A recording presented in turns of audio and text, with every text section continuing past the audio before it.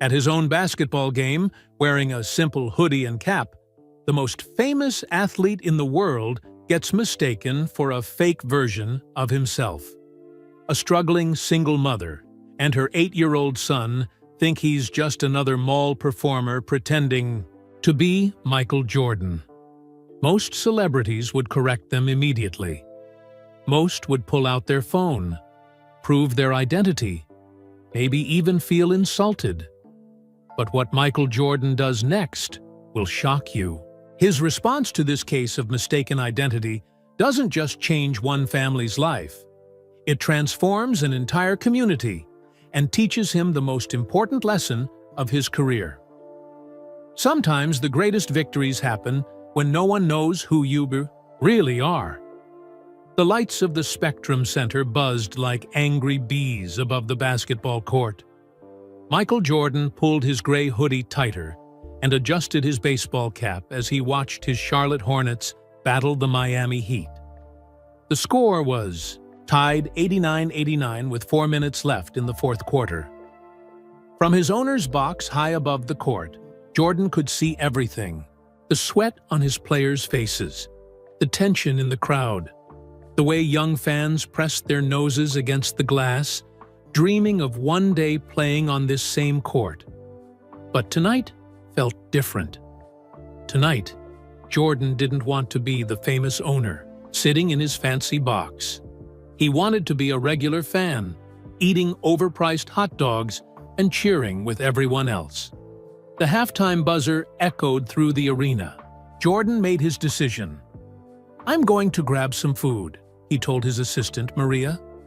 "I'll be back before the third quarter starts." Maria looked worried. "Mr. Jordan, do you want me to have someone bring something up to the box?" "No, I want to walk around like a normal person." Sometimes you forget what it's like to be regular folks. Jordan slipped out of the box and took the elevator down to the main level. He kept his head down as he walked past security guards who nodded respectfully but didn't make a big deal about seeing him. That was exactly what he wanted. The concession area was packed with families. Kids ran around wearing Hornets jerseys. Parents checked their phones while waiting in long lines. The smell of popcorn and nachos filled the air. Jordan got in line at the hot dog stand behind a woman and her young son. The woman, who looked tired but happy, was counting crumpled dollar bills in her wallet. Her son bounced up and down with excitement, wearing a Hornets t-shirt that was too big for his small body. "Mom, this is the best night ever," the boy said. "I can't believe we're really here." The woman smiled and ruffled his hair. "It took 3 months of saving quarters, but we made it, baby." Jordan noticed the boy's sneakers. They were old and worn, with duct tape holding the sole to the upper part. But the boy didn't seem to care. His eyes were bright with joy. That's when the boy looked up and saw Jordan. "Mom," the boy whispered loudly, tugging on his mother's sleeve. "Look, it's that Michael Jordan guy from the mall." The woman looked up from counting her money. She had kind eyes but looked exhausted, like someone who worked too many hours and slept too little. "Oh, honey," she said with a gentle smile. "That's just another Michael Jordan lookalike. Remember the one we saw at South Park Mall last week? They hire people to dress up like him for events and stuff." Jordan's heart did something unexpected. It sank a little. Here he was, the real Michael Jordan. And this family thought he was just someone pretending to be himself.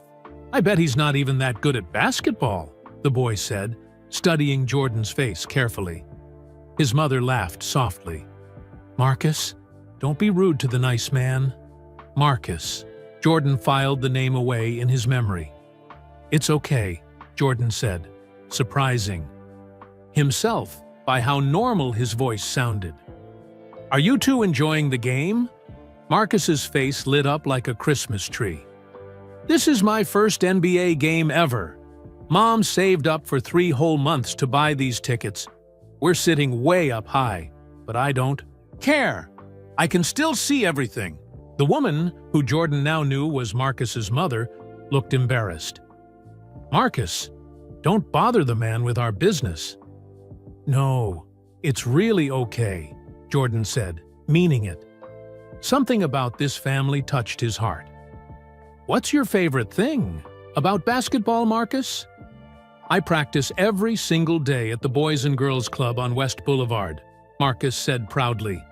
"Coach Johnson says I have real potential, but I need better shoes first." He lifted his foot, showing Jordan the duct tape repairs. "These ones have holes, but they still work pretty good." Jordan stared at those shoes and felt something shift inside his chest. He remembered being 8 years old in Wilmington, North Carolina. He remembered his own family struggling to pay bills. He remembered wanting things they couldn't afford, and learning that dreams required more than just wishing. "What if I told you," Jordan said carefully, "that the real Michael Jordan sometimes visits kids at that Boys and Girls Club?" Marcus gasped so loudly that people in line turned to look. "Really? For real?" His mother shook her head. "Honey, that's probably not true. Famous people don't visit places like that."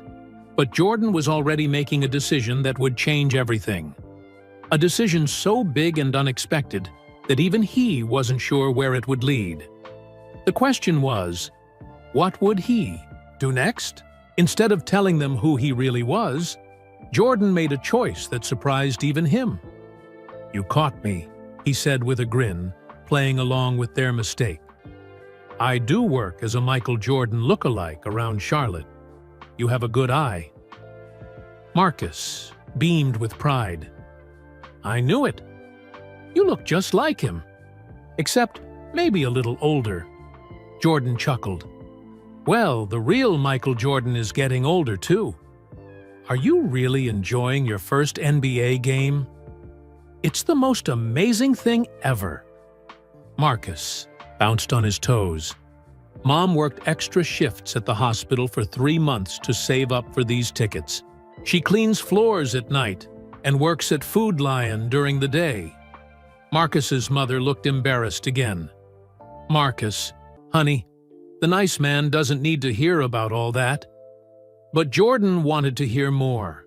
Something about Sarah's tired eyes and Marcus's pure joy reminded him of his own childhood in Wilmington. He remembered his mother, Dolores, working multiple jobs to keep food on the table. He remembered his father, James, teaching him that helping others was more important than being famous. "What's your name?" Jordan asked the woman. "Sarah Williams. And this chatterbox is my son Marcus." Jordan knelt down to Marcus's eye level. The boy's enthusiasm was infectious, but there was something else in his eyes. A hunger. Not for food, but for opportunity. "Marcus, tell me more about this Boys and Girls Club. What's it like there?" Marcus's face grew serious. "It's the best place in the whole world. Coach Johnson teaches us how to play basketball the right way. We practice every day after school until my mom picks me up from her first job." "And you practice in those shoes?"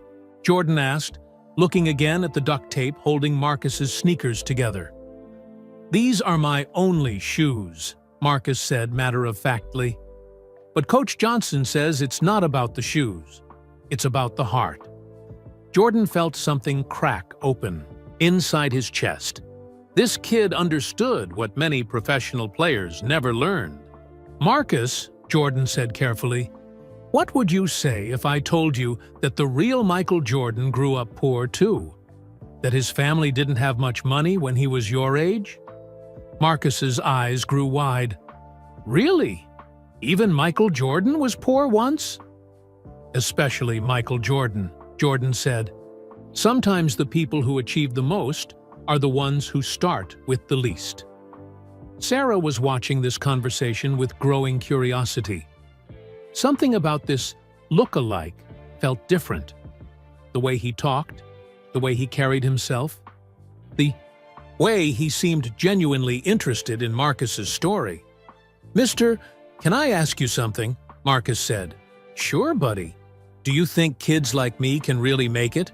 Like, really make it to the NBA?" Jordan looked into those young eyes and saw himself at 8 years old, shooting baskets on a rusty rim behind his house in Wilmington.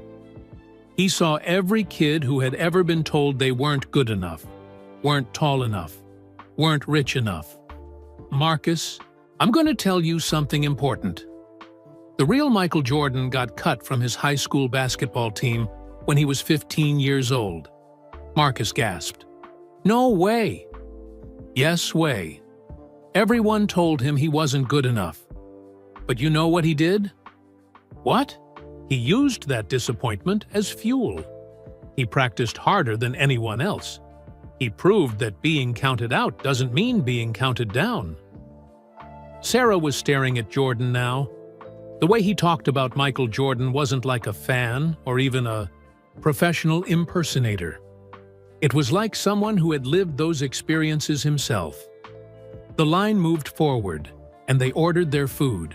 Jordan paid for his hot dog, but when Sarah reached for her wallet, he stopped her. "Let me get yours," he said. "Oh no, we couldn't," Sarah protested. "Please, it would make me happy." As they walked toward their seats, Marcus chattering excitedly. About the game, Jordan made another decision. This one was even bigger than the first.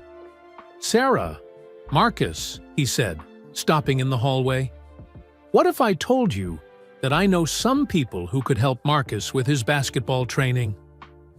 Sarah's expression became guarded. "What kind of people?" "The kind who believe that talent deserves opportunity, no matter what zip code it comes from." Marcus looked confused. "What's a zip code?" Jordan smiled. "It's just a way adults talk about where you live, buddy.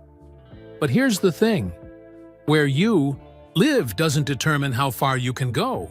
"Are you talking about coaches?" Sarah asked suspiciously. "Because we can't afford private training or expensive camps." "What if it didn't cost anything?" Sarah stopped walking. "Nothing in life is free, especially not for people like us." Jordan looked at her directly. "Sarah, what if I told you that sometimes successful people remember where they came from, and sometimes they want to give back?" Before Sarah could respond, Marcus tugged on Jordan's shirt.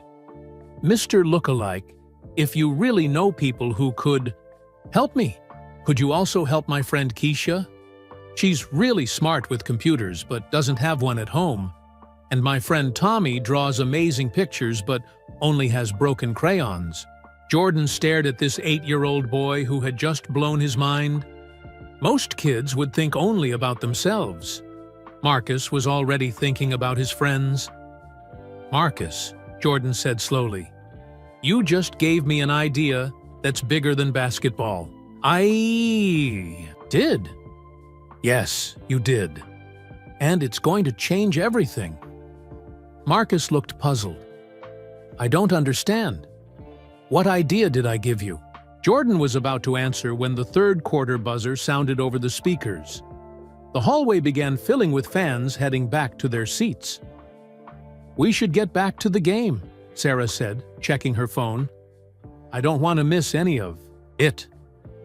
As they walked toward the upper level, Jordan found himself walking between Marcus and Sarah. Something felt right about this, like he was part of a family instead of a billionaire watching from above. "Tell me more about your friends," Jordan said to Marcus as they climbed the stairs. "Keisha and Tommy." Marcus's face lit up. "Keisha is super smart. She can fix computers that are broken, and she knows how to make websites. But her mom can't afford to buy her a computer, so she only gets to use the ones at school." "And Tommy?" "Tommy draws pictures that look like photographs. I'm not even kidding. He drew a picture of our neighborhood that looked so real. I thought it was a photo. But he only has these old broken crayons that his teacher gave him." Sarah listened to her son talk about his friends with a mixture of pride and sadness. She knew Marcus was special, But she also knew that special didn't always matter if you didn't have opportunities. They reached their seats in the upper level. The view was high but clear. Marcus pressed against the railing, watching the players warm up for the third quarter. "Mom, look how tall they are," Marcus whispered in amazement. Jordan sat down next to Sarah. "How long have you lived in Charlotte?" he asked. "Marcus's whole life," Sarah replied. "We moved here from a small town when I was pregnant. His father got a job at the Ford plant in Belmont." "His father?" Sarah's voice got quiet. "David died in a car accident 2 years ago. Drunk driver ran a red light on his way home from work." Jordan felt like someone had punched him in the stomach. "I'm so sorry, Sarah." Marcus took it really hard. Basketball was something he and his dad did together every day. After David died, Marcus stopped playing for almost 6 months. Jordan watched Marcus cheering as the Hornets scored a three-pointer.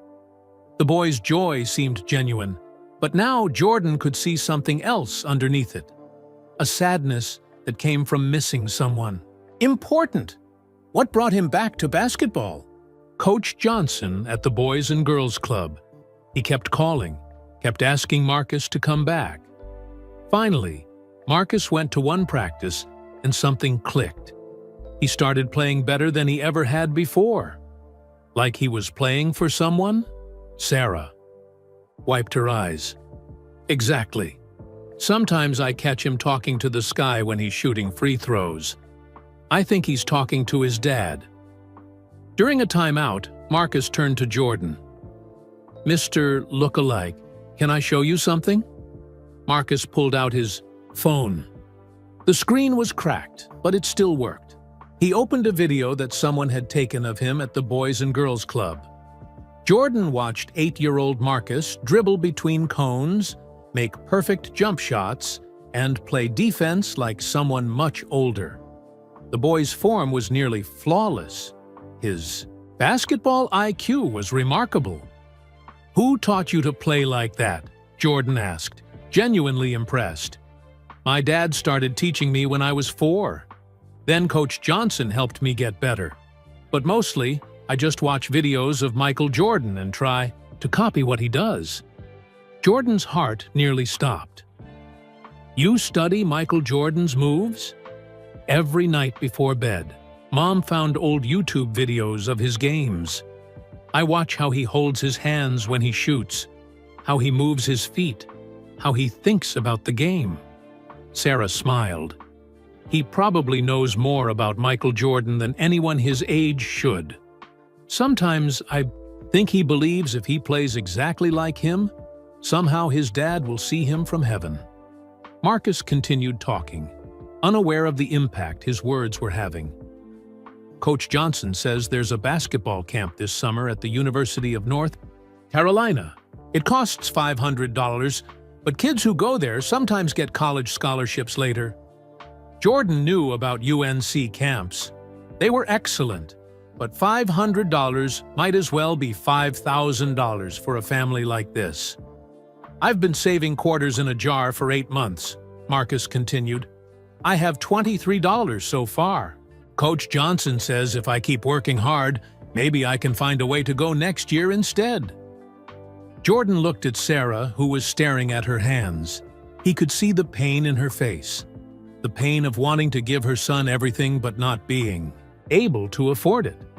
"Marcus," Jordan said carefully, "what would you do if you met the real Michael Jordan?" Marcus thought for a moment. "I'd ask him if it's true that he got cut from his high school basketball team, and if he felt like giving up." "Why would you ask that?" "Because sometimes I feel like giving up too. Kids at school say I'll never be good enough because I don't have the right shoes or the right gear. They say poor kids don't make it to the NBA." Sarah's eyes filled with tears. She had never heard her son talk about giving up before. "And what else would you ask him?" Marcus's voice got soft. "I'd ask him if he thinks my dad can see me play from heaven, and if he thinks my dad would be proud of me."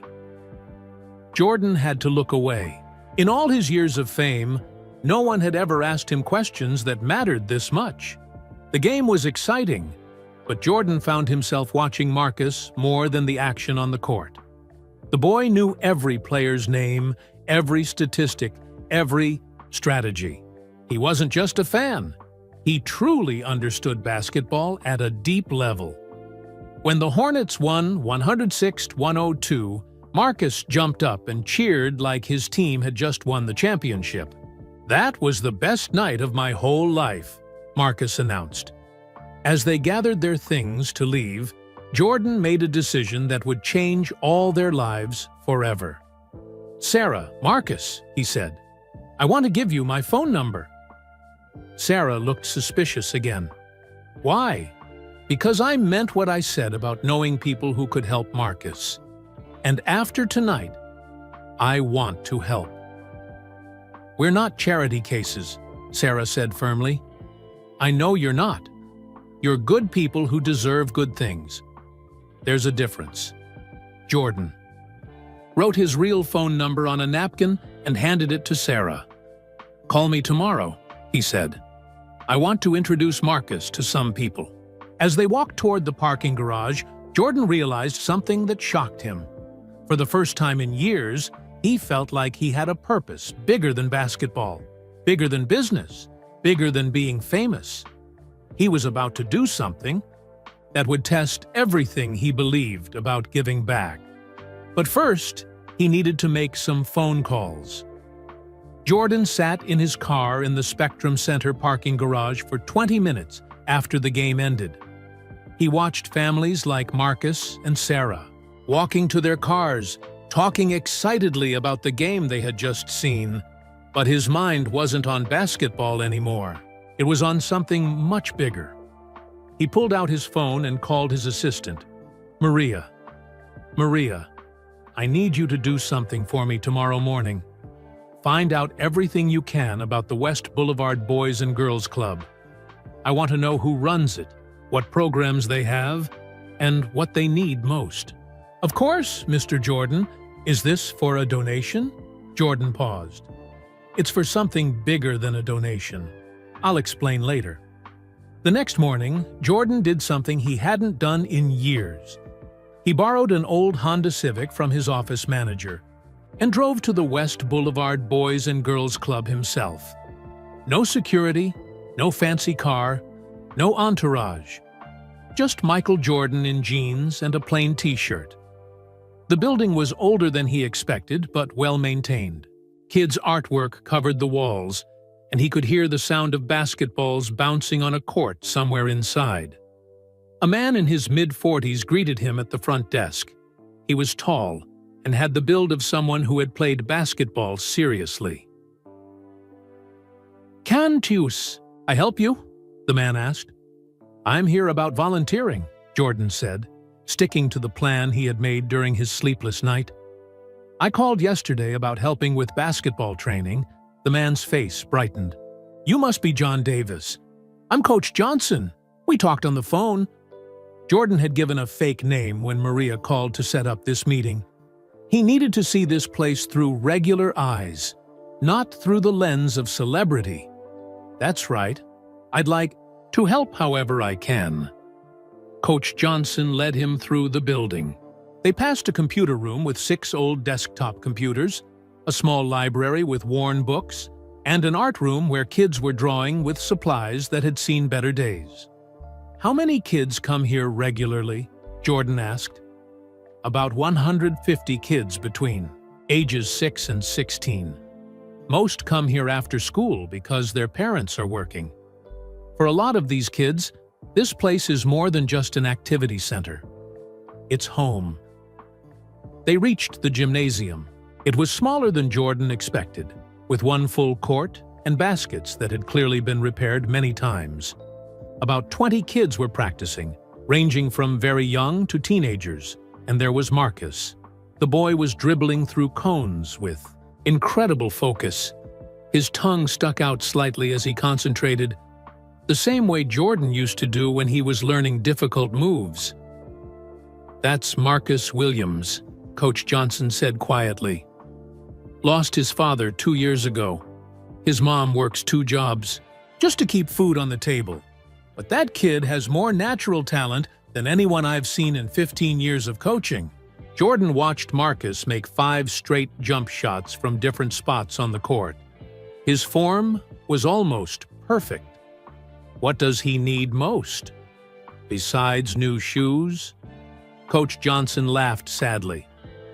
He needs to believe that kids like him can actually make it. He needs to see that hard work pays off.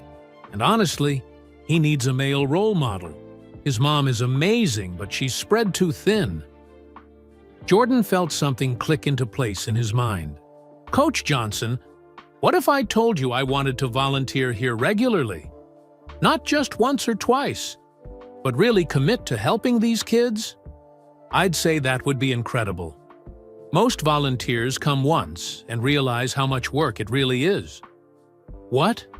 If I told you I had some connections that might be able to help Marcus get better training? Coach Johnson studied Jordan's face carefully. I'd ask what you want in return.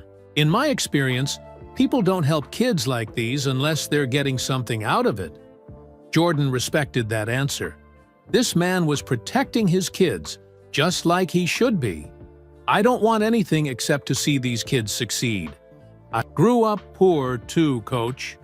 I know what it's like to have talent, but no opportunities. During practice, Jordan worked with small groups of kids on their shooting technique. He was careful not to coach too much like Michael Jordan would coach. That might give away his identity. But Marcus kept staring at him. Mr. Volunteer, Marcus said during a water break. You're really good at this.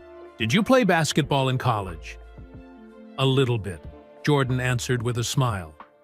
You remind me of someone, but I can't figure out who. Jordan's heart started beating faster. Oh yeah? Who? I don't know. Maybe it's just because you teach the same way my dad used to. He always said the most important thing wasn't making the shot. It was following through the right way every single time. Jordan had to turn away to hide his emotion. This kid's father had taught him the same thing Jordan learned from his own coaches. Your dad sounds like he was a smart man. He was the best. He used to say that Michael Jordan became great because he never took shortcuts. Even when no one was watching, he did everything the right way. After practice, Jordan approached Coach Johnson privately. I want to bring some other volunteers here, people who can help with more than just basketball. What kind of people? Former college players, successful business people who grew up in neighborhoods like this, people who can show these kids that success is possible. Coach Johnson looked suspicious again. That sounds expensive. Who's paying for all this? Jordan chose his words carefully.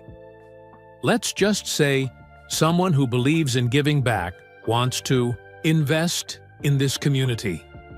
Someone local? Very local. As Jordan drove home in the borrowed Honda, he realized something important. This wasn't just about helping Marcus anymore. Every kid in that building had a story. Every kid had potential that was being limited by circumstances beyond their control. That evening, Jordan sat in his home office and started making the phone calls that would change everything. First, he called Charles Oakley, his former teammate and longtime friend. Oak, I need your help with something unusual. What's going on, MJ? I found a kid. Actually, I found a whole community of kids, and I want to do something I've never done before. Which is? Jordan looked out his window at the Charlotte skyline. Somewhere out there, Marcus was probably practicing free throws and talking to his father in heaven. I want to prove that zip. Codes don't determine futures, and I want to do it the right way. The plan forming in Jordan's mind was bigger than anything he had ever attempted. It would require money, time, and the help of people he trusted most. But as he thought about Marcus's Torn shoes and Keisha's broken computer dreams, and Tommy's worn-out crayons. Jordan knew this was the most important project of his life. Tomorrow, he would start building something that had never existed in Charlotte before. Something that would give kids like Marcus more than just hope. Something that would give them a real chance. Jordan spent the next 3 hours in his home office, making phone calls that would shock the basketball world if anyone knew about them. But this wasn't about basketball anymore. This was about something much bigger. His first call was to Charles Oakley, who had played alongside him for years with the Chicago Bulls. "Oak, remember when we used to talk about what we'd do after basketball? About giving back to communities like the ones we grew up in?" "Of course, MJ. You thinking about starting a foundation?" "I'm thinking about starting a revolution." Jordan explained everything. The game at the Spectrum Center, Marcus and Sarah, the Boys and Girls Club, the 150 kids who came there every day looking for hope. "I don't want to just write a check and walk away," Jordan said. "I want to build something that actually changes lives permanently." Oakley was quiet for a long moment. "What are you thinking?" "I want to create a place where kids like Marcus can get everything they need. Not just basketball training, but computer, skills, art classes, tutoring, life coaching, everything." "MJ, that sounds like you're talking about building a whole new community center." "That's exactly what I'm talking about." "Do you have any idea how much that would cost?" Jordan looked at the financial reports spread across his desk. His Charlotte Hornets were worth over $1.7 billion. His Nike deal brought in millions every year.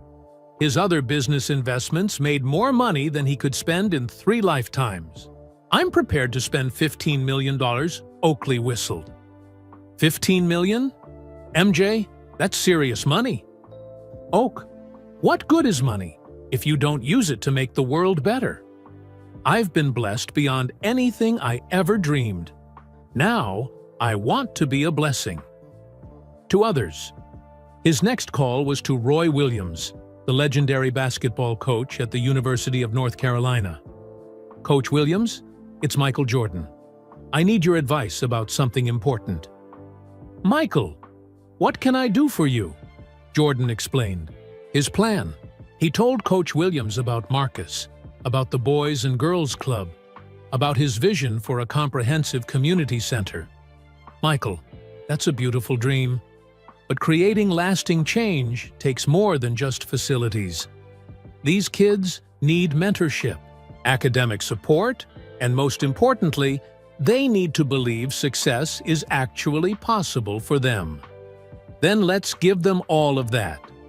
You're talking about a full-time commitment, staff, programs, follow-up support.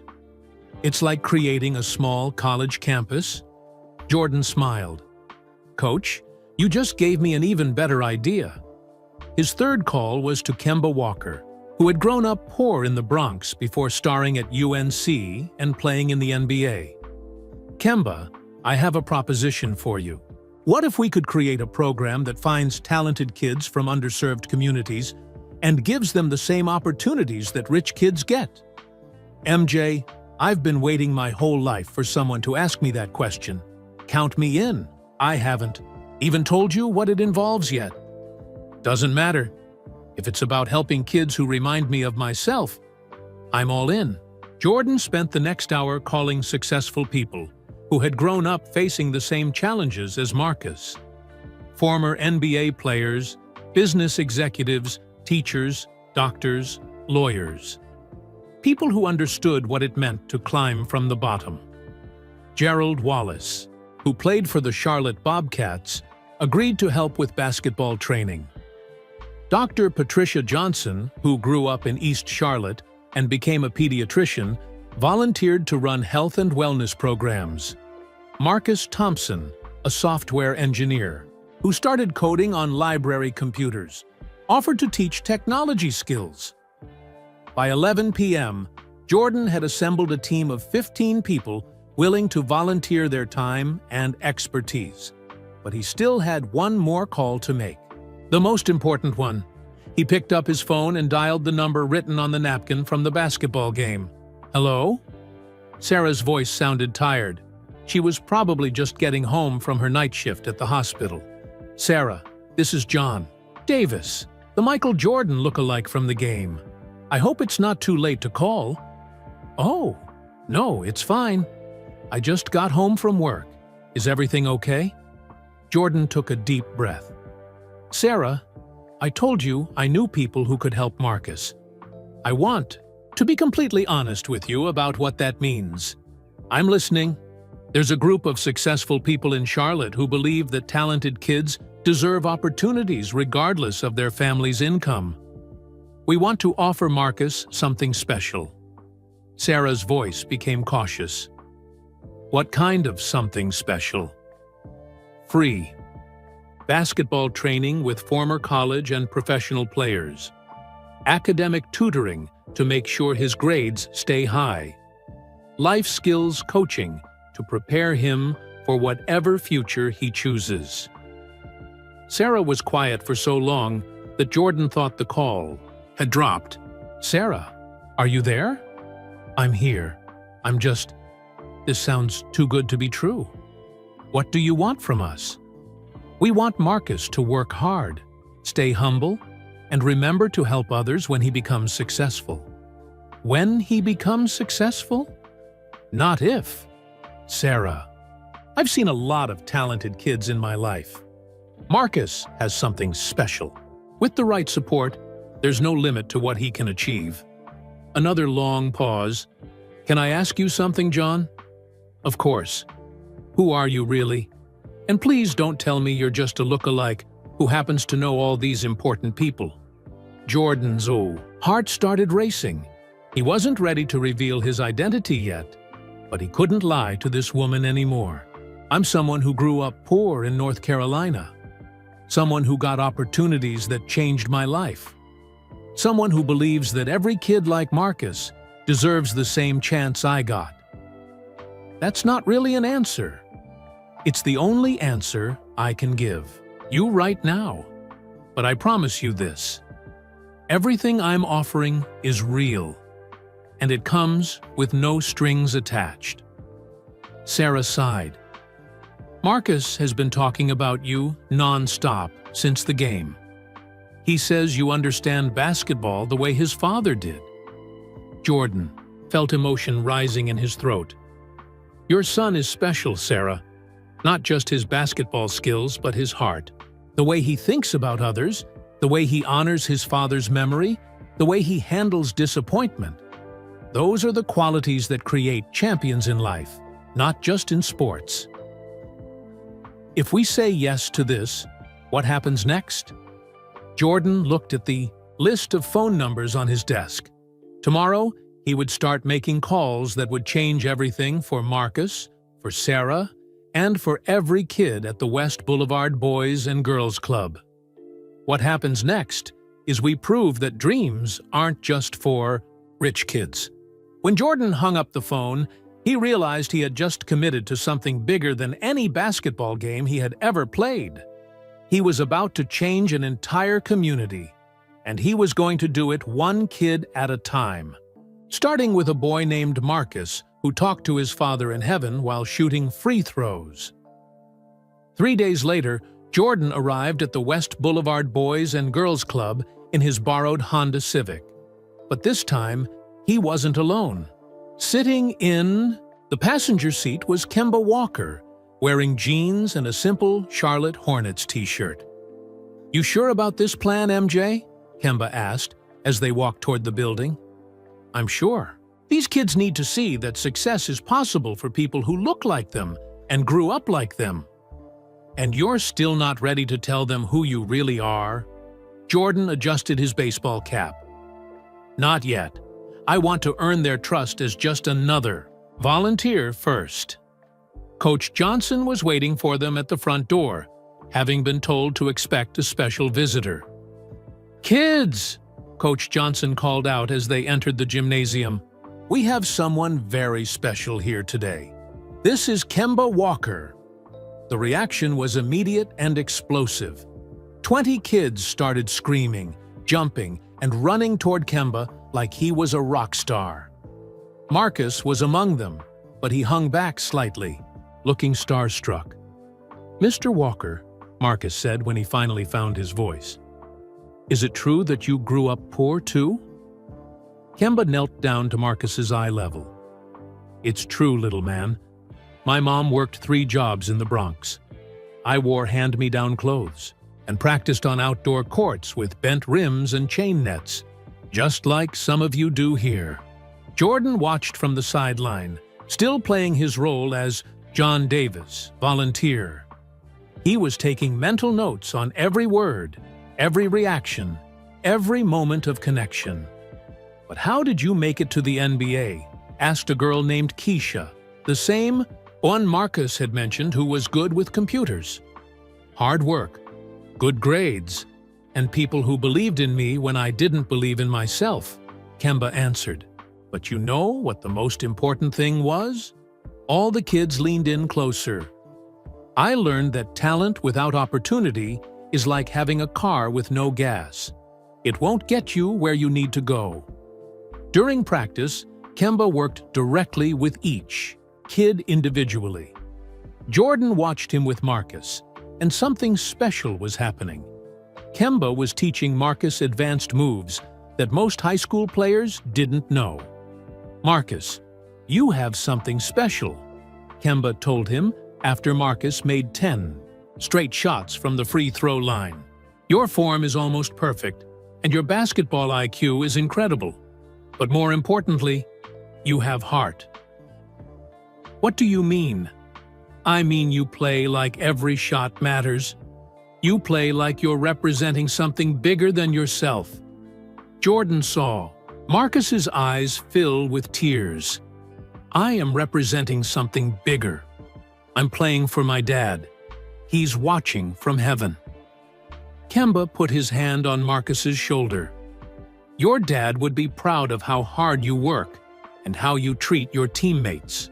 After practice, Kemba pulled Coach Johnson aside while Jordan listened nearby.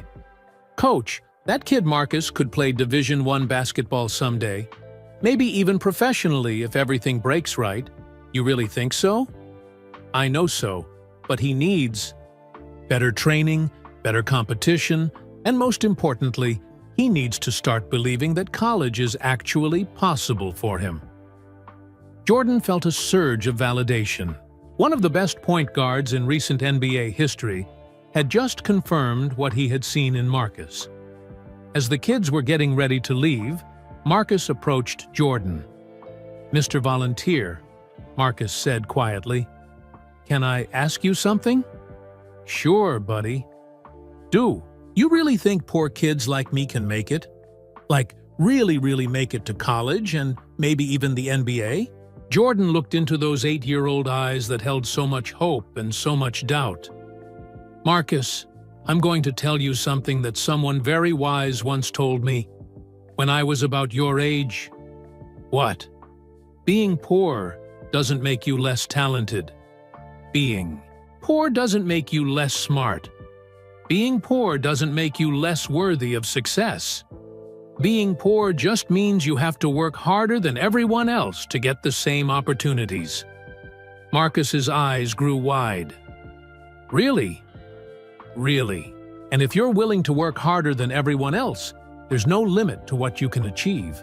Promise?" Jordan knelt down to Marcus's level, just like he had done at the basketball game. "I promise you this, Marcus. If you keep working hard, keep your grades up, and keep being the good person you are, opportunities will come. And when they do, you'll be ready."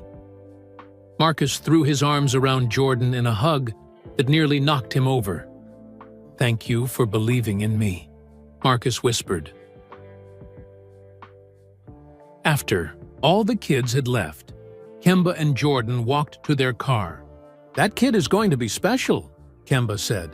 "But he's going to need more than just basketball training." "What do you mean?" "He needs to see college campuses, He needs to meet successful people who grew up like him. He needs to understand that education is just as important as basketball. Jordan smiled. Kemba had just described exactly what he was planning. What if I told you we could arrange all of that? I'd ask how much it costs and who's paying for it. Jordan looked back at the Boys and Girls Club, where lights were still on in the computer room. Kids like Keisha were probably staying late to work on projects because they didn't have computers at home. What if I told you that someone who understands what it's like to grow up with big dreams and small opportunities wants to invest in these kids' futures? Kemba stopped walking. Are you talking about a scholarship program? I'm talking about something bigger than scholarships. I'm talking about changing the entire trajectory of this community. John, who are you really? And don't give me some vague answer about growing up poor in North Carolina. Jordan realized he was getting close to the moment when he would have to reveal his identity. But not yet. There was still too much work to do, too many pieces to put in place. I'm someone who believes that every Marcus in this neighborhood deserves the same chance that kids in wealthy suburbs get automatically. As they drove away, Jordan made a decision that would shock everyone at the Boys and Girls Club. Tomorrow, he would start phase 2 of his plan, and it involved taking Marcus and Sarah on a trip that would change their lives forever. The next morning, Sarah Williams was rushing around her small apartment in the Greer Heights neighborhood, getting ready for her day shift at Food Lion. She had worked until 3 a.m. cleaning floors at Carolina Medical Center, slept for 4 hours, and now had to be at the grocery store by 8 a.m. Her phone rang just as she was putting on her work uniform. "Hello?" she answered, not recognizing the number. "Good morning, Mrs. Williams. My name is Jennifer Collins, and I represent a new basketball development program here in Charlotte. Your son Marcus has been personally recommended for a very special opportunity." Sarah sat down hard on her couch. "I'm sorry. There must be some mistake. We can't afford basketball programs." "Mrs. Williams, I think you're misunderstanding. This opportunity is completely free. Transportation, meals, equipment, training, everything. Marcus has been identified as having exceptional talent and character." Sarah's hands started shaking. "Who recommended him? How do you even know about Marcus?" "I can't reveal all the details yet, but I can tell you that some very successful people have been watching him practice at the Boys and Girls Club. They believe he has an extraordinary future ahead of him." Sarah thought about John Davis, the Michael Jordan lookalike who had been volunteering at the club. Could he have somehow made this happen? But that seemed impossible. He was just a regular person who worked at mall events. What kind of opportunity are we talking about? "We'd like Marcus to participate in an intensive basketball training session this Saturday. But not just any training session. This one will be held at the University of North Carolina practice facility in Chapel Hill."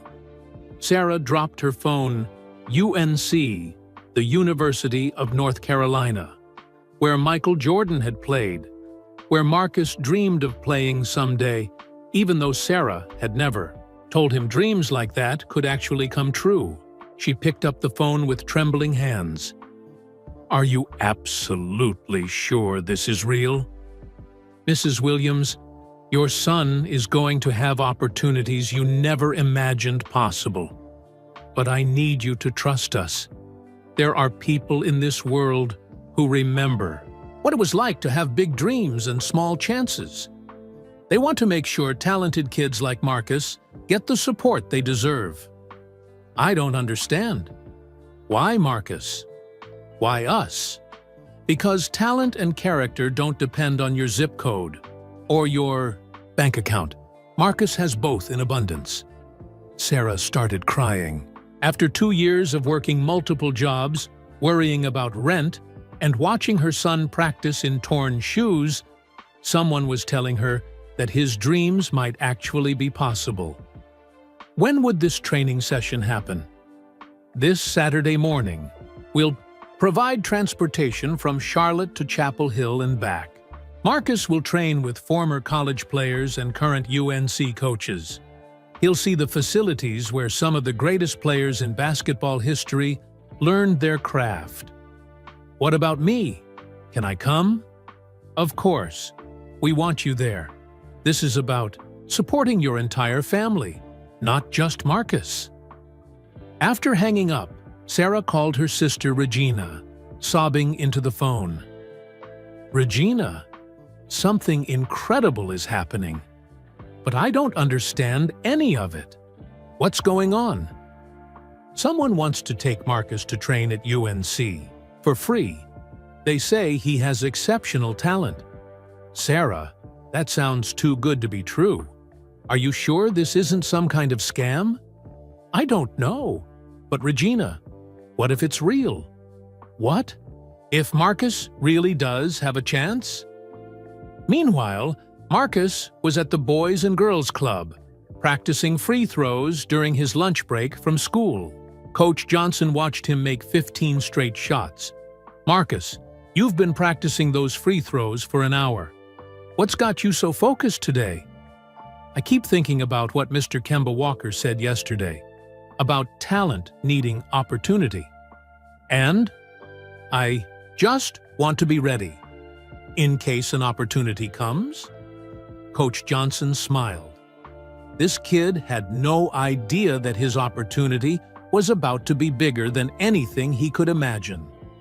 Marcus, what if I told you that opportunities sometimes come when you least expect them? What do you mean, Coach? I mean that sometimes the universe has plans for us that are bigger than our own plans. That afternoon, when Sarah picked up Marcus from the Boys and Girls Club, she could barely contain her excitement. Baby, I got a phone call today that might change everything for us. Marcus looked up from his homework. What kind of phone call? Someone wants you to go to a special basketball training at the University of North Carolina.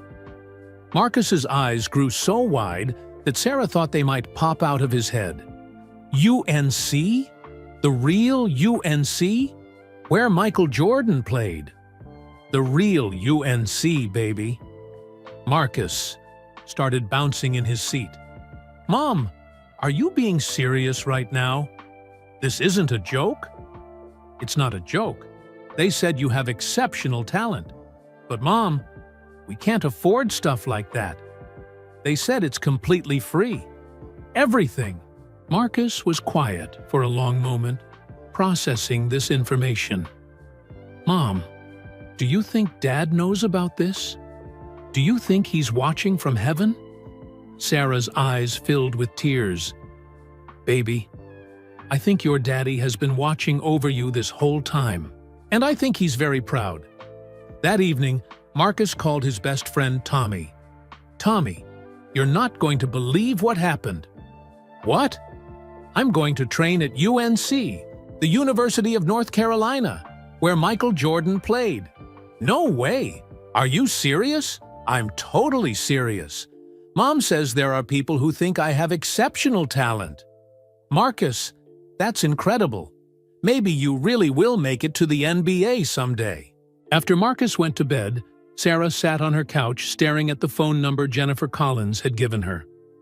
Part of her was terrified that this was all a dream. Part of her was terrified that it was real. She thought about David, Marcus's father, and how he used to tell Marcus that hard work and good character would eventually be rewarded. David, she whispered to the ceiling, if you're really watching over us, please let this be real. Please let our boy get the chance you always said he deserved. Outside her apartment window, Charlotte's skyline twinkled in the darkness. Somewhere in one of those buildings, Michael Jordan was finalizing plans that would change not just Marcus's life, but the lives of hundreds of kids just like him. But Sarah didn't know that yet.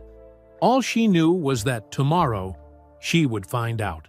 If dreams really could come true for families like theirs, Saturday morning arrived with perfect March weather. Sarah had barely slept, alternating between excitement and worry that someone would call to say it was all a mistake. At 7 a.m. sharp, a black SUV pulled up outside their apartment building. Sarah peeked through the curtains and saw a professional-looking woman in her 30s step out. "Mom, is that our ride?" Marcus asked, pressed against the window with his face full of wonder. "I think so, baby." Jennifer Collins knocked on their door with a warm smile. "Good morning. Are you ready for an amazing day?" Marcus was wearing his best clothes, khaki pants, and a button-down shirt that Sarah had bought at Goodwill for school presentations. He carried a small duffel bag with his basketball shoes and a water bottle. During the hour-long drive to Chapel Hill, Marcus stared out the window in amazement. He had never been on a college campus before, let alone one as beautiful as UNC. "Mr. Collins," Marcus said to Jennifer, "is it true that Michael Jordan really played here?" "It's Ms. Collins, sweetie. And yes, Michael Jordan played here from 1981 to 1984. He hit the winning shot in the 1982 NCAA championship game right here on campus. Do you think I could ever be good enough to play here someday?" Sarah reached over and squeezed Marcus's hand. "Baby, let's just focus on today." But Jennifer smiled in the rearview mirror. "Marcus, with the right training and support, there's no limit to what you can achieve." When they arrived at the Dean Smith Center, Marcus's jaw dropped. The building was massive, with banners hanging outside showing all the championship years, including 1982 when Jordan was the hero. "This is where it all started for MJ," Jennifer said, as they walked toward the entrance. "Right here on this campus." Inside, Marcus wasn't alone.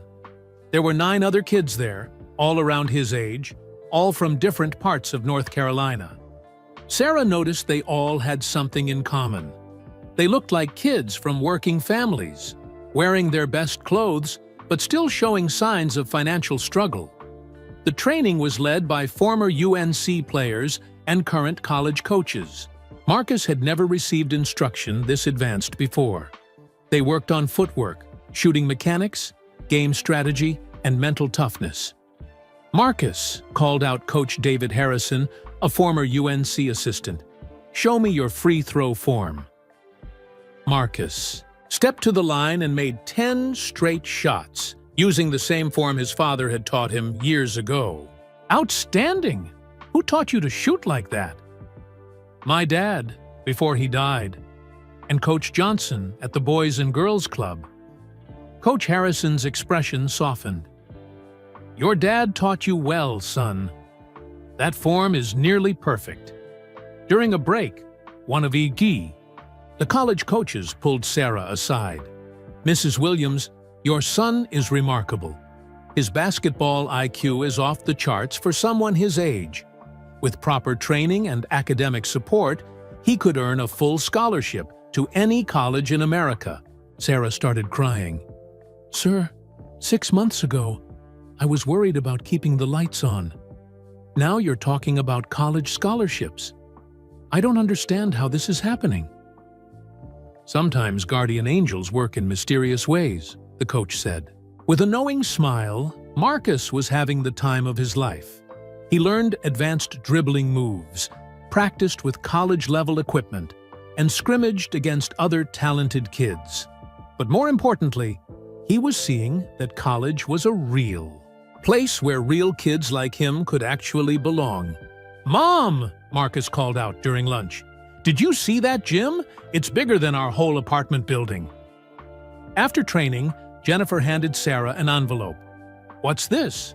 Open it when you get home." During the drive back to Charlotte, Marcus talked nonstop about everything he had learned. "Mom, they taught me how to read defenses. And they said my shooting form is almost perfect. And they said I could come back next month if I keep working hard." Sarah smiled, watching her son's excitement. For the first time in 2 years, she felt like the future held real possibilities. When they arrived home, Sarah opened the envelope with shaking hands. Inside was a check for $2,000 and a note written in careful handwriting. For rent, groceries, and anything else Marcus needs. This is just the beginning. Your son has a bright future ahead of him, and there are people who want to make sure he gets every opportunity to succeed. A friend who believes in potential. Sarah collapsed on her couch, sobbing. She called her sister Regina. Regina, I think God is doing something incredible in our lives. What happened? They gave Marcus the most amazing training. College coaches said he could get scholarships, and someone gave us $2,000 just because they believe in him. Sarah, who are these people? I don't know. But Regina, I think Marcus really might make it. I think his daddy's dreams for him might actually come true. That night, Marcus called Coach Johnson to tell him about the day. Coach, it was the most amazing day of my life. They said I have college potential. Marcus, I've been telling you that for months. Now, do you believe it? I'm starting to. Coach, do you think my dad can see what's happening? Son, I think your father is smiling down from heaven right now. As Marcus went to sleep that night, he whispered to the ceiling, Dad, did you see what happened today? I trained where Michael Jordan used to practice, and they said I might be good enough for college someday. I hope you're proud of me. Meanwhile, across town, Michael Jordan sat in his home office, reading a detailed report about the day from Jennifer Collins. Marcus exceeded every expectation, the report said. His talent is undeniable, but more importantly, his character and work ethic are exceptional. The other kids looked up to him as a natural leader. He's exactly the type of young person this program is designed to help. Jordan smiled, thinking about the 8-year-old boy who had unknowingly changed his entire perspective on giving back. Next week, he would take the biggest risk yet.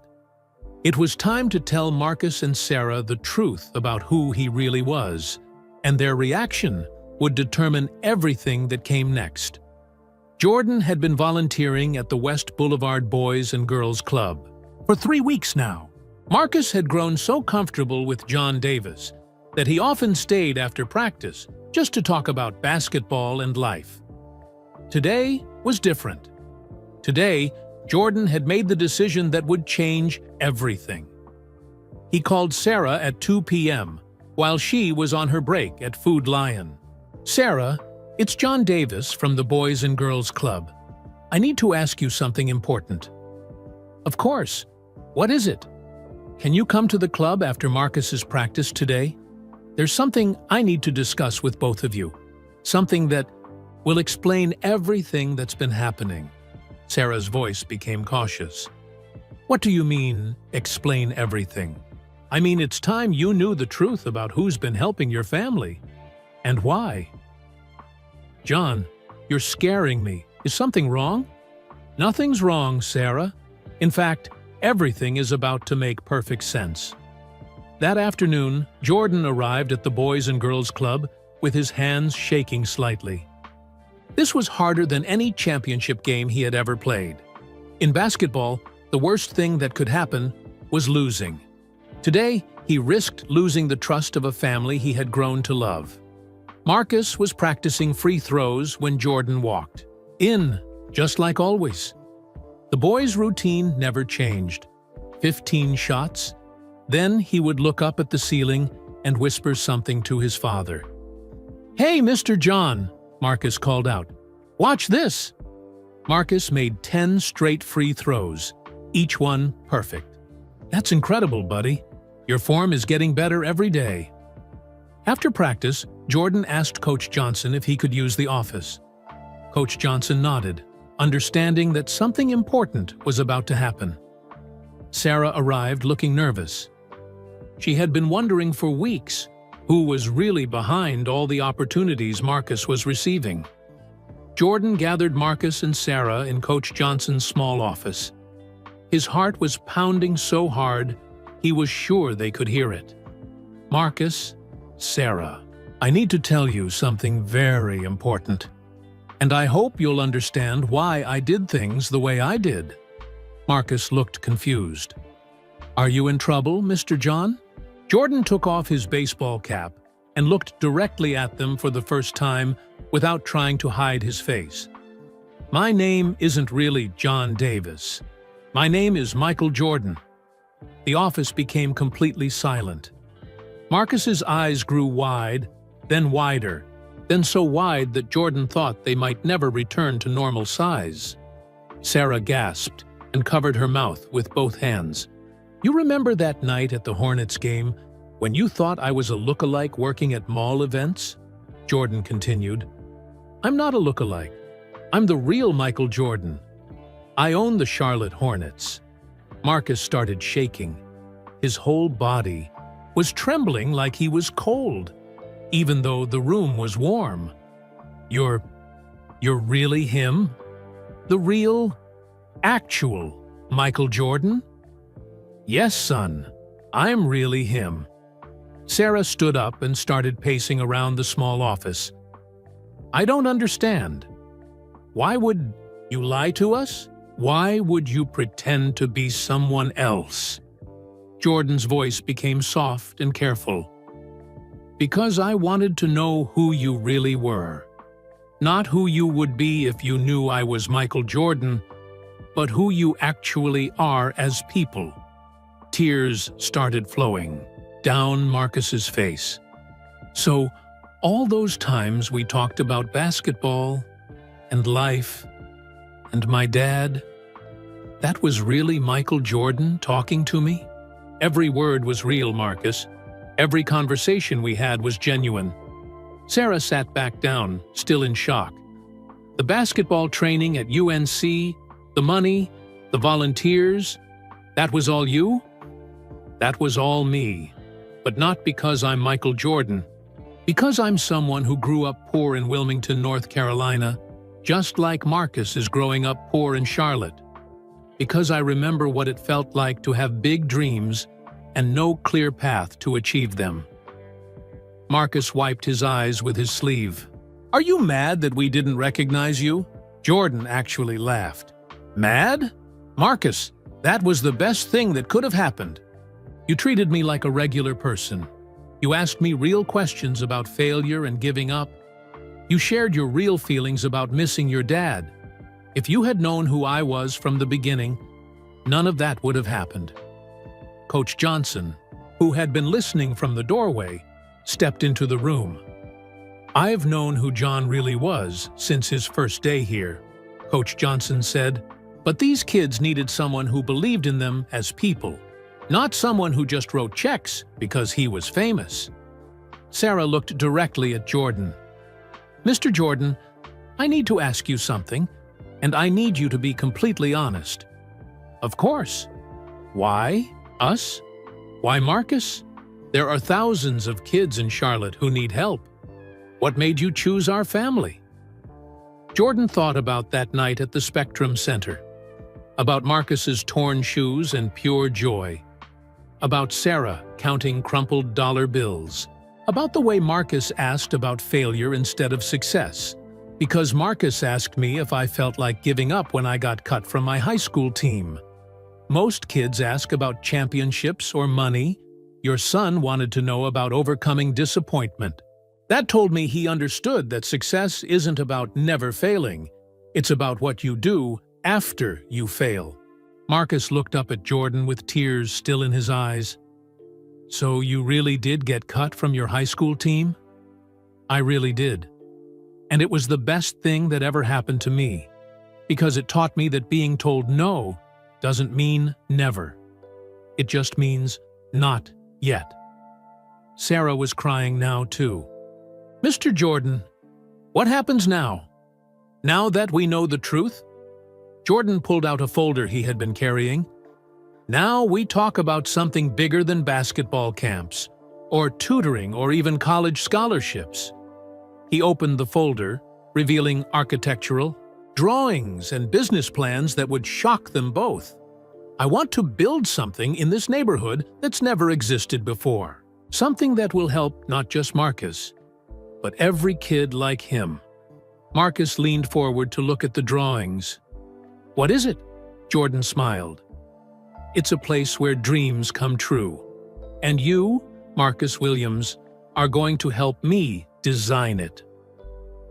Marcus stared at the architectural drawings spread across Coach Johnson's desk. His 8-year-old mind was trying to process buildings and blueprints that looked like something from a movie. "Mr. Jordan, what exactly am I looking at?" Jordan pointed to different sections of the drawings. "This is going to be a brand new community center, built right here in your neighborhood. It will have state-of-the-art basketball courts, but that's just the beginning." Sarah leaned in closer, studying the detailed plans. "Mr. Jordan, this looks enormous and expensive. It will cost about $15 million. I'm prepared to spend every penny of it." Sarah's legs felt weak. She sat down hard in Coach Johnson's chair. $15 million? For our neighborhood? Not just for your neighborhood, Sarah. For kids like Marcus all over Charlotte. But I want to start here, where Marcus lives, because this is where I learned what real potential looks like. Jordan traced his finger along the blueprint. "This section here will be a computer lab with 30 brand new computers. Kids like your friend Keisha will be able to learn programming, web design, and technology skills that can lead to high-paying careers." Marcus's eyes lit up. "Really? Keisha could have her own computer?" "Not just one computer, Marcus. She'll have access to the same technology that kids in wealthy suburbs take for granted." Jordan moved his finger to another area. "This will be an art studio with professional supplies. Kids like Tommy will have real paints, quality brushes, digital design equipment. Their creativity won't be limited by broken crayons anymore." "And this section?" Sarah asked, pointing to a large room near the front. "Tutoring center. Professional teachers will help kids with homework, test preparation, and college applications. No more struggling alone or falling behind because parents are working multiple jobs." Coach Johnson, who had been quiet, finally spoke up. "MJ, this isn't just a community center.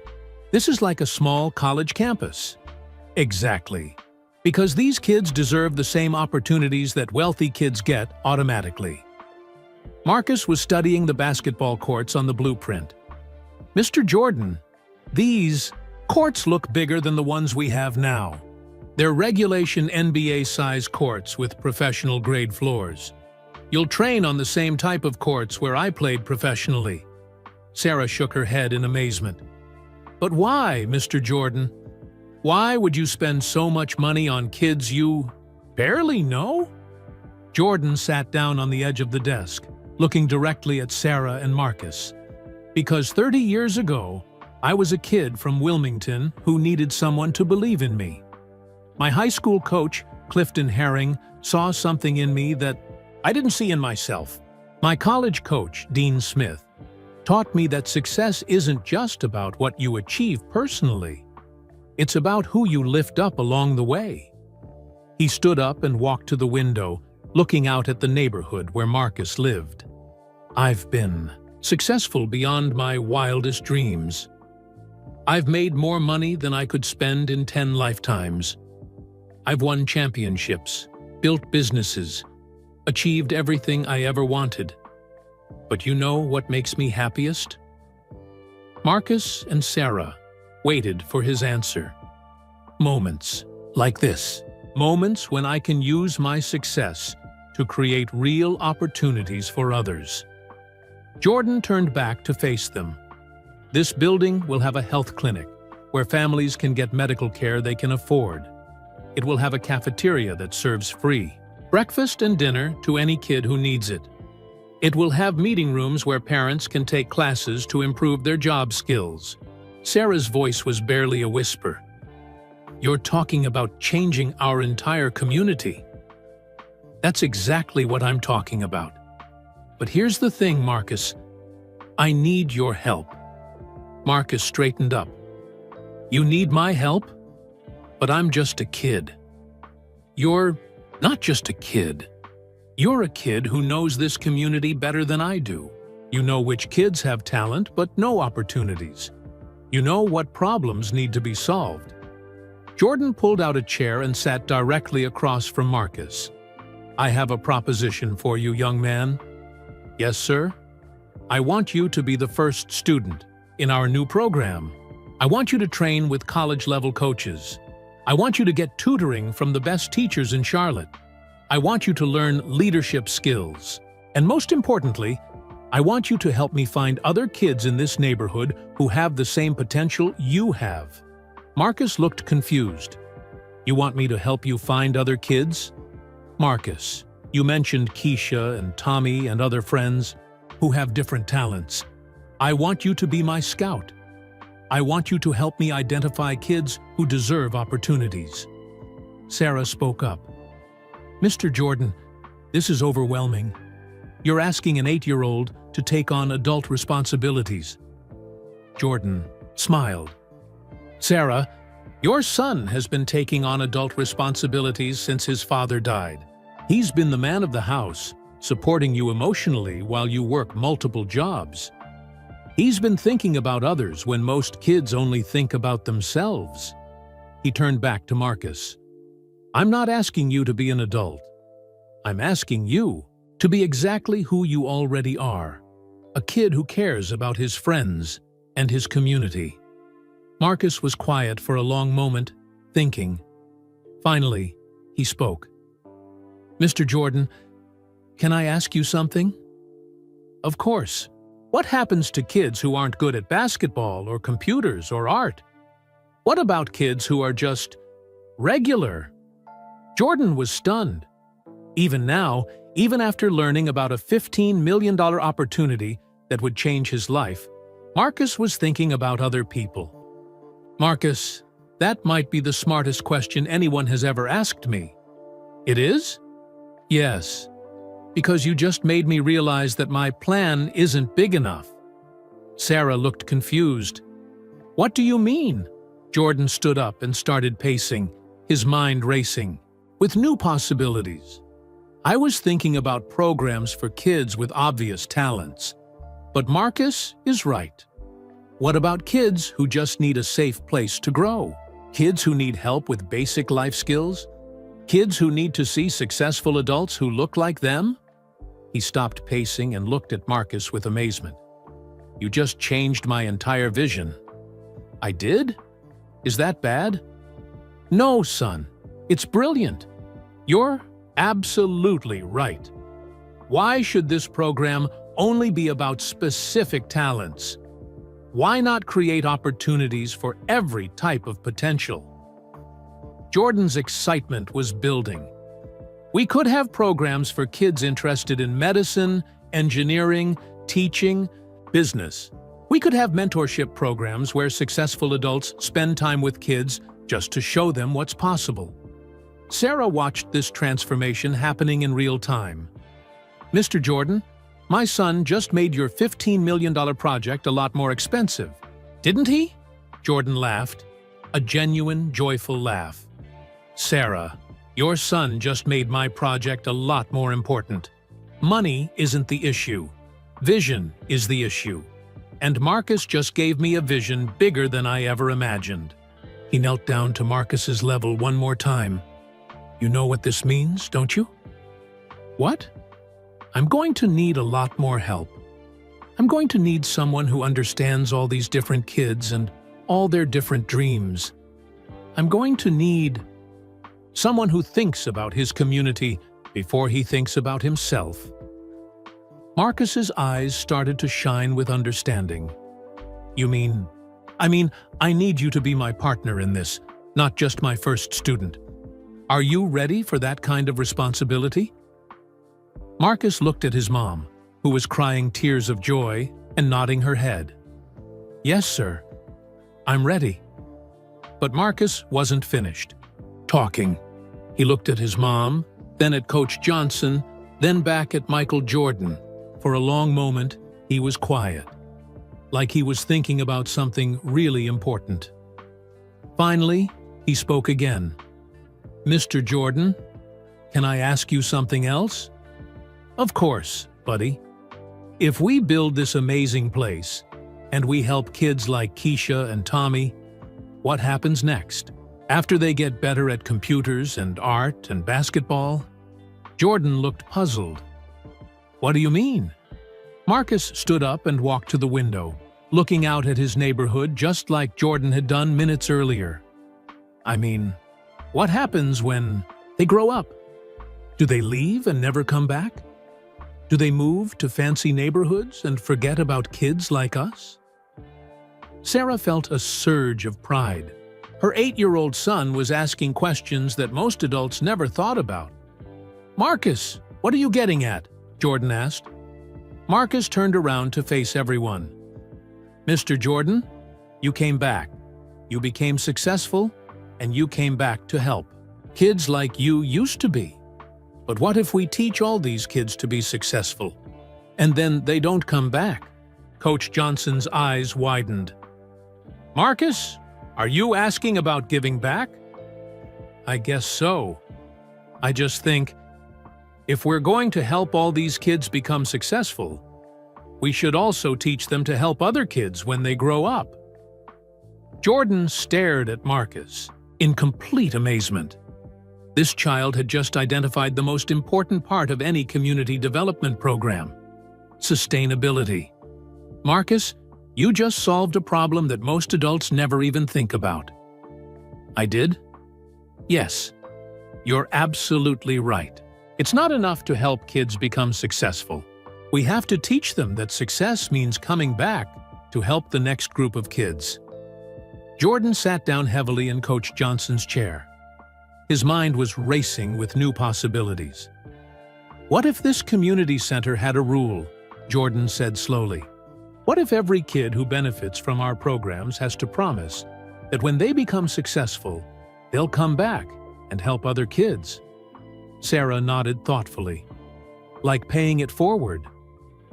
"Exactly like paying it forward. Marcus, you just created what we could call the Marcus Williams Promise." Marcus looked confused. "What's the Marcus Williams Promise?" "It's a commitment that every kid who gets help from our programs will make.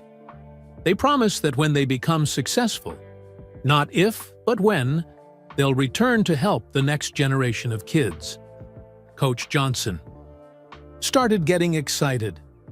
"So in 10 years, when Keisha becomes a computer programmer, she'll come back to teach other kids about technology. And when Tommy becomes a famous artist," Sarah added, "he'll come back to teach art classes. And when Marcus makes it to the NBA," Jordan said with a smile, "he'll come back to coach kids who remind him of himself." Marcus's face lit up. "So we're not just helping kids now, we're helping kids forever." "That's exactly right. You just turned a community center into a community legacy." Jordan stood up and started pacing again, his excitement building. "Marcus, do you realize what you've done? You've created a system where success multiplies instead of just moving away." "I don't understand." "Let me explain it this way. If we help 100 kids become successful, and they all leave forever, then we've helped 100 kids. But if we help 100 kids become successful, and they all come back to help more kids, then we've helped thousands of kids over time." Marcus was quiet for a moment, processing this idea. "Mr. Jordan, does that mean my dad is still helping kids, even though he's in heaven?"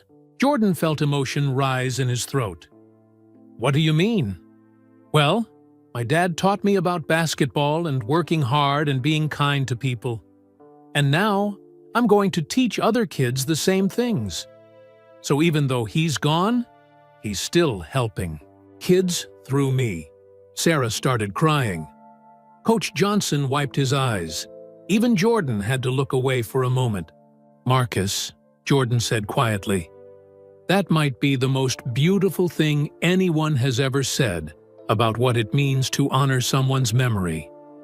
So the Marcus Williams promise isn't just about me. It's about my dad, too. Yes, son. It's about your dad and my dad and every person who ever believed in us when we were young.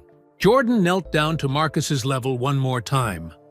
Marcus, I want to ask you something very important. Yes, sir? I want you to be the first person to make the Marcus Williams promise. Right here, right now. Marcus straightened his shoulders, like he was about to do something very serious. What do I have to promise? Promise that no matter how successful you become, you'll always remember where you came from. Promise that you'll use your success to help other kids who remind you of yourself. Promise that you'll teach them not just skills, but the importance of giving back. Marcus looked at his mom, who nodded encouragingly. I promise, Marcus said, solemnly. I promise that when I become successful, I'll come back and help kids just like Mr. Jordan helped me. I promise. I'll teach them that success isn't just about what you achieve. It's about who you lift up along the way. Jordan felt tears in his eyes. This 8-year-old boy had just repeated the most important lesson Dean Smith had ever taught him. And I promise, Marcus continued, that I'll tell them about my dad and how he's still helping kids even from heaven. Coach Johnson started clapping. Sarah joined in. Soon the small office was filled with applause for an 8-year-old boy who had just committed to a lifetime of service. Marcus, Jordan said, you've just given me the final piece of the puzzle. This community center won't just change lives. It will change lives for generations. How do we start? Marcus asked.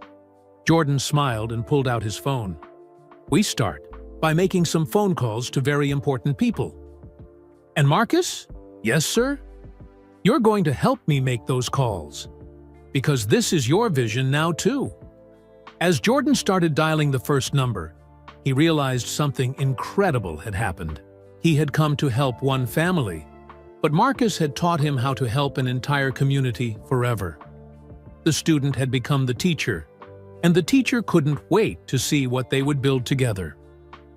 6 months later, October 15, 2024, the entire West Boulevard neighborhood was buzzing with excitement. Today was the grand opening of the Jordan Community Dream Center, and over 1,000 people had gathered to celebrate. The building was even more beautiful than the blueprints had shown.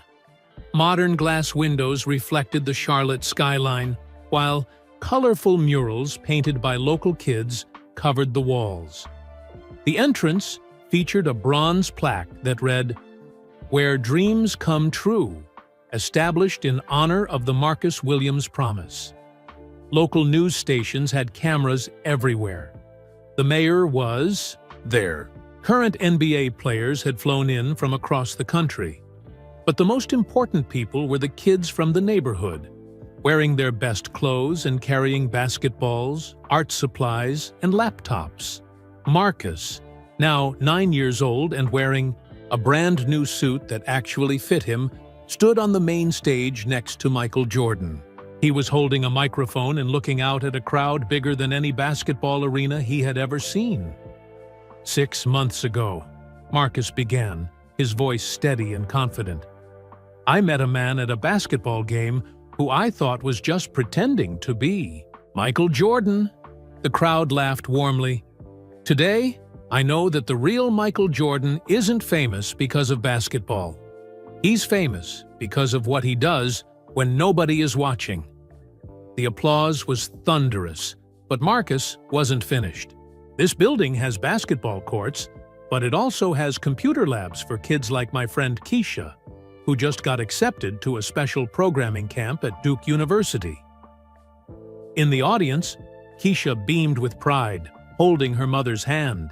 It has art studios for kids like Tommy, whose drawings now hang in the Mint Museum here in Charlotte.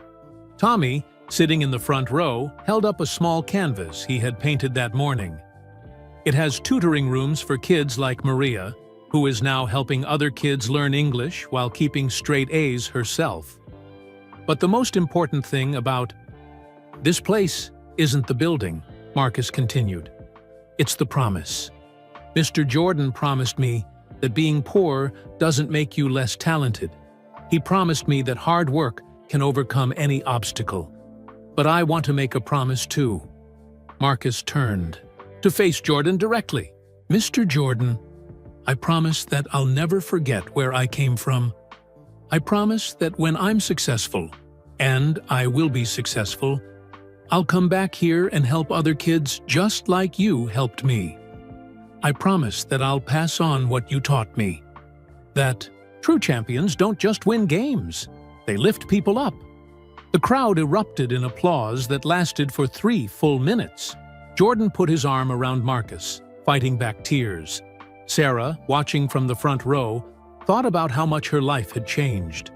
She was now the community center's family outreach coordinator, with a steady job, good benefits, and health insurance for the first time in years. But more importantly, she had hope. And I promise, Marcus added when the applause finally died down, that I'll tell every kid who comes here about my dad, about how he taught me that basketball isn't just about making shots, it's about following through the right way every single time. About how he's still helping kids even from heaven, through the lessons he taught me. After the ceremony, Jordan and Marcus walked through the building together. In the computer lab, Keisha was already teaching a younger girl how to code. In the art studio, Tommy was showing other kids how to mix colors for painting. In the basketball gym, Coach Johnson was running drills with kids who had never had access to a full-sized court before. Marcus, do you remember what you asked me that first day we met as volunteers? Jordan asked as they watched kids throughout the building. I asked if you felt like giving up when you got cut from your high school team. And now I have a question for you. Do you still feel like giving up? Marcus looked around at all the kids who now had opportunities they never had before. He thought about Keisha learning skills that would lead to a 6-figure career. He thought about Tommy's art being displayed in museums. He thought about kids who would receive free meals, medical care, and mentorship. No, sir, I don't feel like giving up anymore. I feel like I'm just getting started. Jordan smiled. That, Marcus, is pure gold. As they continued their walk, Jordan realized something that amazed him. Getting mistaken for a lookalike at that basketball game had been the best thing that ever happened to him. Not because it led to good publicity or business opportunities, but because it reminded him of the most important truth he had ever learned. Success wasn't about scoring points or winning championships or making money. Success was about using whatever you had achieved to create opportunities for others. In the main hallway, they stopped in front of a wall covered with photos. Pictures of kids working on computers, painting murals, playing basketball, studying with tutors, learning from mentors. At the center was a photo of Marcus making a free throw, but he wasn't looking at the basket. He was looking up at the ceiling, talking to his father. Underneath the photo was a quote in Marcus's own handwriting. My dad taught me that following through the right way matters more than making the shot. Mr. Jordan taught me that lifting others up matters more than winning games. Together, they taught me that true success is measured by how many people you help achieve their dreams. Jordan read those words and felt something he had never experienced even after winning 6 NBA championships. He felt complete. Marcus, he said, your dad would be incredibly proud of the young man you've become. I know, Marcus replied confidently, because every night when I talk to him, I can feel him smiling. As the sun set over Charlotte, the Jordan Community Dream Center glowed with lights from every window. Inside, kids were discovering talents they never knew they had. Parents were learning new job skills. Families were eating nutritious meals together. Dreams were becoming plans, and plans were becoming reality. And in the basketball gym, a 9-year-old boy named Marcus Williams was teaching a group of younger kids the most important lesson he had ever learned. It's not about being the best player on the court. It's about making everyone around you better.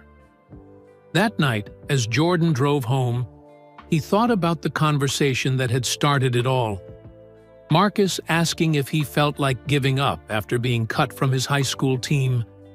Now, Jordan had his answer. He had never felt like giving up. He had just been waiting for the right moment to prove that when you lift others up, everyone rises together. And that moment had come in the form of an 8-year-old boy who taught him that true champions aren't made in arenas. They're made in communities. We'd love to know where you're listening from. Drop a comment below and tell us your city or country. If this story touched your heart, please give this video a thumbs up and subscribe to our channel for many more inspiring stories like this one. We share real tales of courage, kindness, and the power of believing in others. And here's the most important part. Share this video with your friends and family. Spread the message that success isn't just about what you achieve, but about who you lift up along the way. Help us spread kindness and awareness, one story at a time. Remember, you don't have to be famous to make a difference. Sometimes the smallest acts of believing in someone can change their entire world. Until next time, keep lifting others up.